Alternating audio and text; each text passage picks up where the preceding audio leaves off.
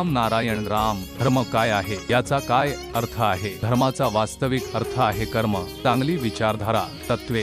विचार करण्यासारखी गोष्ट म्हणजे निसर्ग कधी झोपतो का नाही, मग आपल्याला मानवांना झोपेची आवश्यकता का आहे, आपण आराम का करतो? आता लोक म्हणतात की झोपल्याने शरीराला ऊर्जा मिळते, ऊर्जा मिळवण्यासाठी आपण ध्यान करतो। जसे बॅटरी डिस्चार्ज झाल्यावर आपण ती चार्ज करतो, तशाच आपल्या ऊर्जा वाढवण्यासाठी आपल्याला ध्यान करणे आवश्यक आहे। पृथ्वीवर कोणताही मानव ध्यान करत नाही, ध्यानाशिवाय आपण काहीही करू शकत नाही। हेच सर्वात मोठे धर्म आहे। जप आणि तप करा, स्वतःला लक्षात ठेवा, हे विचार करा की आपण कुठून आलो आहोत, आपण कोण आहोत, मरणानंतर कुणाकडे जाऊ आणि काय घेऊन जाऊ। आपण रिकाम्या हातांनी आलो, रिकाम्या हातांनी जाऊ। 84 लाख जन्मांच्या फिरण्यात आपण मानव बनतो। पृथ्वीवर जे धर्म आहे ते वेगळे वेगळे आहे, वेगळे वेगळे धर्म का असावे? सर्व धर्म एकच असावा। आपण जेव्हा जन्म घेतो तेव्हा धर्माची पुस्तकं पोशाख घेऊन आलो का नाही ना, मग आपण धर्माचं बोलत राहतो का?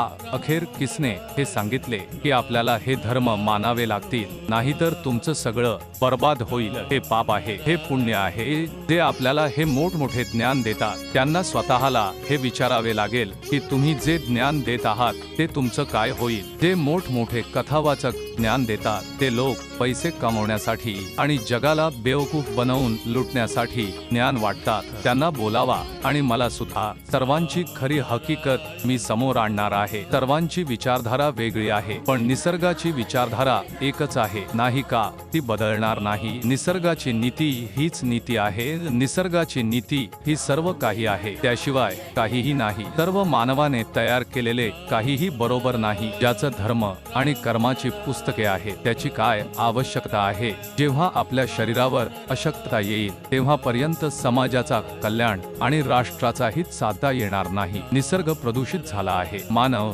सर्वात जास्त मानसिक प्रदूषण पसरवतो। आपल्या चुकीच्या विचारांमुळे निसर्गही प्रदूषित होतो। आपण जे कर्म करतो त्याबरोबर आपल्या मस्तिष्कातून एक ध्वनी, ऊर्जा आणि निर्देश निघतात, जे हवा जगात फिरतात, भागत नाहीत, सर्व येथेच राहते। जेव्हा एखादा बच्चा जन्म घेतो तेव्हा हे सर्व त्याच्या सोबत येते। एक बच्चा जन्मतः चांगला जन्म घेतो, पण मानवाचा मानसिक प्रदूषण त्याला बर्बाद करतो। हा जो विषाणू असतो तो त्या मुलावर मानसिक हल्ला करून त्याला बुरा बनवतो। मानसिक प्रदूषण समाप्त करण्यासाठी कीर्तन करणे आवश्यक आहे, जप करणे आवश्यक आहे, आवाज न करता शांत मनाने करणे आवश्यक आहे। राम नारायण रामचा जप केल्यानेच सर्व काही सुरळीत होईल। आपल्या शरीरातील सर्व काही समोर येते। शरीराच्या प्रत्येक अंगाचे नाव असते। संपूर्ण ब्रह्मांड राम नारायण राम आहे, याला कोणीही वेगळे करू शकत नाही। जसे आपण पाणी कापू शकत नाही, पृथ्वी सूर्य यांना वेगळे करू शकत नाही, तरी सुद्धा आपण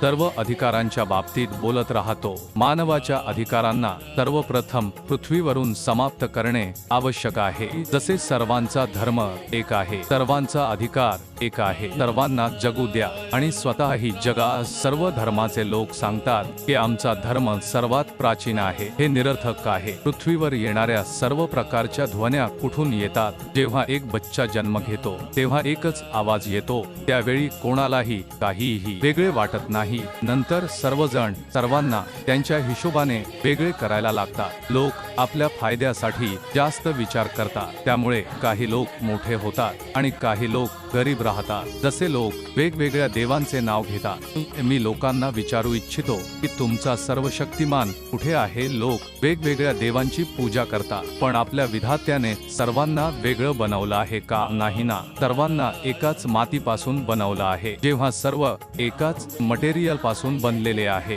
तर ते वेगळे कसे झाले? आपला ईश्वर एकच आहे आणि तो रामो नारायण राम आहे। जर आपण कोणाला दाखवायचं असेल की आपण कोण आहोत तर आपल्याला आपल्या संपूर्णतेसह दाखवावं लागेल।